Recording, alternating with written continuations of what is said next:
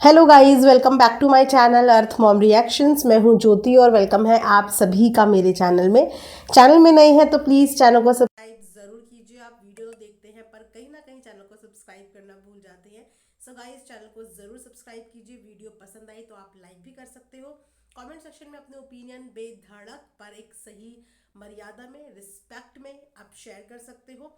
उसी के साथ अगर आप लोग वीडियो में नए जुड़े हो, चैनल में अभी नए जुड़े हो, तो आप लोगों को चैनल को सब्सक्राइब करने के साथ साथ बेल का नोटिफिकेशन ऑन करना भी बहुत ज़रूरी है, क्योंकि इसे ऑन करके आप लोगों को मेरी हर वीडियो का नोटिफिकेशन मिल जाएगा। इसी के साथ हम लोग वीडियो में बढ़ते हैं आगे। तो फाइनली अपनी बीवी की होती हुई ट्रोलिंग देखने के बाद पतियों का प्यार उमड़ आया है और अब अपनी पत्नी के बिहाफ में सफाई देते हुए नजर आए हैं हमें भूमित भैया और टंडना दीदी के भी पति परमेश्वर।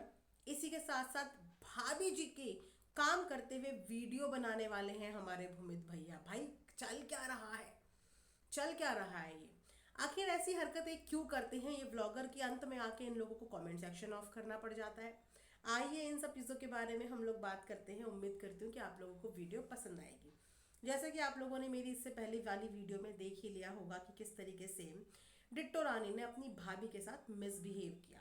उनके इस तरीके से बात करने के तरीके को पब्लिक ने बिल्कुल भी पसंद नहीं किया। हालांकि मुझे समझ में नहीं आया कि जब सब कुछ इन लोगों के हाथ में होता है, एडिटिंग इनके हाथ में होती है, अपलोडिंग इनके हाथ में होती है, ट्रिमिंग इनके हाथ में होती है, बोला जाए तो पूरा का पूरा कंटेंट इनके हाथ में होता है, लेकिन उसके बावजूद ये लोग चीज़ों को कट नहीं करते। अब किस इंटेंशन से ये लोग पोस्ट करते हैं? जो भी कुछ लोग आके कमेंट सेक्शन में ये लिखते हैं कि उनका पर्सनल मैटर है, उनका पर्सनल मैटर है, तो एक बार जाके आप उनसे ये भी तो पूछा करो कि अगर ये आप लोगों का पर्सनल मैटर है तो ये पब्लिक प्लेटफॉर्म पे क्या कर रहा है? अगर ये पर्सनल मैटर है तो ये पर्सनल रखो ना, इसको पब्लिकली आके छापने की क्या जरूरत है? ये तो वही बात हो गई कि रोड में तमाशा करो और उम्मीद करो कि पब्लिक रोके भी ना और छूट दे दे। फिर तो हर दूसरा तीसरा बंदा अपने घर से बाहर आके तमाशे करेगा। तो भाई अगर घर से बाहर आके तमाशे करोगे तो उन तमाशों के लिए लोग आपको रोकेंगे भी, आपको डांटेंगे भी, आप पे चीखेंगे भी, चिल्लाएंगे भी, और जो पब्लिक का बन पड़ता है फिर वो चीज़ करती है। इसीलिए अगर चीज़ों को पर्सनल रखना है तो सबसे पहले उस चीज़ों को पर्सनल रखने की जिम्मेदारी इन ब्लॉगर की होनी चाहिए। पूछिए इनसे क्यों कट नहीं हुआ वो? मतलब ये अपनी भाभी को डांटते हुए वीडियो बना के क्या दिखाना चाह रही थी? अपना रौब, या फिर भाभी कितनी बेबस है ये, या फिर भाभी कितनी हाइजीन मेंटेन करती है ये दिखाना चाह रही थी। अब ये चीज़ इनसे पूछो ना।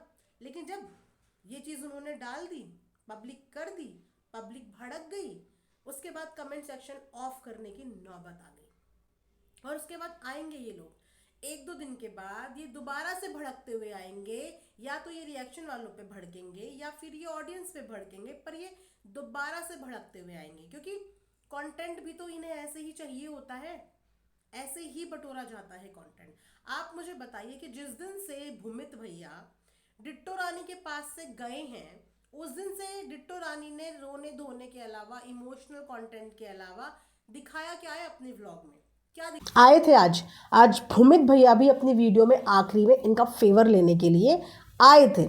और ये बात मुझे कल कमेंट सेक्शन में एक सब्सक्राइबर ने लिख भी दी थी। मुझे कमेंट मिलेगा तो मैं यहाँ पे लगा दूंगी कि दीदी अब कुछ नहीं होगा। अब ये क्या करेंगे कि या तो ये अपनी जेठानी से बुलवाएंगे या फिर ये अपनी सास से बुलवाएंगे कि हमने उसको यहाँ आने से मना किया था, इस चीज़ को कवर अप करने के लिए। मतलब जो ऑडियंस है वो प्रिडिक्शन देखो कितनी गजब लगाती है। और जैसे ही आज भूमित भैया ने ये बात बोली, मुझे एकदम से वो कमेंट याद आ गया कि अरे यार, ये कमेंट ही कल मेरे पास आया था कि दीदी देखना यही होने वाला है, और एग्जैक्टली वही हुआ। उसके ना आने का रीज़न सास के ऊपर डाल दिया गया कि सास इस वक्त पे नहीं चाहती हैं कि वो यहाँ पे आए, क्योंकि छोटा बच्चा है, उसको इन्फेक्शन हो जाएगा, वो कुछ भी चीज़ें मुंह में डाल लेगा या कुछ भी ऐसा कर लेगा। लेकिन ये सारी भाषा तो आपकी बीवी की है, उसने नहीं बोला इतने दिनों में। ये इन्फेक्शन का एक्सक्यूज़ भी उन्होंने दिया, पढ़ाई लिखाई का एक्सक्यूज़ भी उन्होंने दिया, सब कुछ एक्सक्यूज़ उन्होंने दिया। तो ये मम्मी के ऊपर इन्फेक्शन, मतलब समझो कि क्या कर रहे हो भूमित भैया, क्या कर रहे हो? इतनी ज़्यादा लीपापोती करने के चक्कर में और ट्रोल मत हो जाना। मैं खुश हूँ इस चीज़ को देख के कि भूमित भैया अपने पापा की सेवा कर रहे हैं, है ना, उनका ध्यान रख रहे हैं। जितना कर रहे हैं उतना भी काफ़ी है। अगर नहीं करते तो वो बेचारे किस हाल में पड़े होते। एक माँ के बस का नहीं होता। और जो भाभी हैं इनकी, या तो वो किचन संभाल लेंगी या वो बाकी की चीज़ें ही कर लेंगी, नहीं होता एक इंसान से। तो अगर ये लोग यहाँ पे हैं, अपना कंट्रीब्यूशन दे रहे हैं, तो इस चीज़ को मैं बिल्कुल अप्रिशिएट करती हूँ कि आप अपने पापा का बिल्कुल ध्यान दीजिए। जिस तरीके से आप उनकी सेवा पानी कर रहे हो, अपने तरीके से करो, जैसा आपको ठीक लगे वैसा करो। मास्क पहन के करो, डबल ग्लव्स पहन के करो, ट्रिपल ग्लव्स पहन के करो, लेकिन हाँ, उनकी सेवा करो। क्योंकि कभी कभी जो चीज़ें मेडिकल नहीं कर पाता, हमारा साइंस नहीं कर पाता, वो चीज़ें हमारे सेवा भाव कर देती हैं। ऐसे मिरेकल्स हमने होते हुए देखे हैं। और इस वक्त पे आपके पापा के शरीर को वाकई में बाहर की हवा पानी की बहुत ज़्यादा ज़रूरत है। इससे हेल्प मिलती है बैड सोर वगैरह को जल्दी से जल्दी ठीक होने के लिए। लेकिन हाँ, वीडियो एंड करने से पहले एक चीज़ ज़रूर बोलना चाहूँगी कि जिस तरीके से अंकल जी की मालिश हो रही है ना, ये सही तरीका नहीं है। क्योंकि हमारे हाथ में ना जादू होता है, और जब हमारी हथेलियों से मालिश होती है ना, तो हमारी मसल्स को बहुत रिलैक्स मिलता है। और यही तरीका होता है मालिश करने का। ग्लव्स पहन के मालिश करने का कोई फ़ायदा नहीं है, क्योंकि हम अपनी पाम को जब इस तरीके से रब करके किसी की बॉडी पे मसाज करते हैं, तो हमारी हथेली की गर्माहट जब कनेक्ट करती है वेन्स के साथ, तब वो इम्पैक्ट करती है।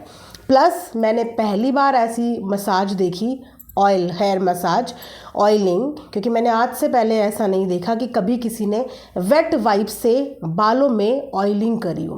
तो ये टेक्निक मुझे नहीं पता भूमित भैया कहाँ से सीख के आ रहे हैं, या उन्हें कौन ये टिप्स एंड ट्रिक्स बता रहा है कि उनसे अपने पापा के सर पे चंपी भी हाथों से नहीं हो पा रही है। चंपी के लिए भी इन लोगों ने वेट वाइप पकड़ा हुआ है, और वेट वाइप से रगड़ रगड़ के चंपी कर रहे हैं। मतलब नहलाने तक की बात ठीक है कि आप जब नहला रहे हो तो आप वेट वाइप का इस्तेमाल कर रहे हो, या फिर आप कॉटन के किसी कपड़े का इस्तेमाल कर रहे हो ड्राई बाथ देने के लिए उनको। बट चंपी तो एटलीस्ट आप लोग अपने हाथों से कर सकते हो। मालिश तो आप लोग अपने हाथों से कर सकते हो। पैरों की, हाथों की मालिश जो है वो अपने हाथों से करो, वो ज़्यादा पावरफुल होती है। बाकी हो सकता है कि इनके पास एक्सेप्शनल कोई एक्सपीरियंस्ड होंगे मसाजर, जिन्होंने इन्हें एडवाइस किया होगा कि हेयर में भी आप लोग वेट वाइप के थ्रू आराम से मसाज कर सकते हैं, और आप जो है बॉडी में भी ग्लव्स पहन के आराम से मसाज कर सकते हैं। बट मैंने तो यही सुना है कि हमारी फिंगर टिप्स और हमारी हथेली बहुत पावरफुल होती हैं, इसीलिए शायद बहुत लोगों को मसाज सूट भी करती है और बहुत लोग मसाज कराते भी हैं। तो क्या बड़े बड़े सैलून में या मसाज पार्लर में भी मसाज ग्लव्स पहन के कराई जाती है? इस बात का जवाब मुझे वो लोग ज़रूर देना जिन्होंने करवाई होगी बड़े बड़े सैलून वगैरह में मसाज वगैरह।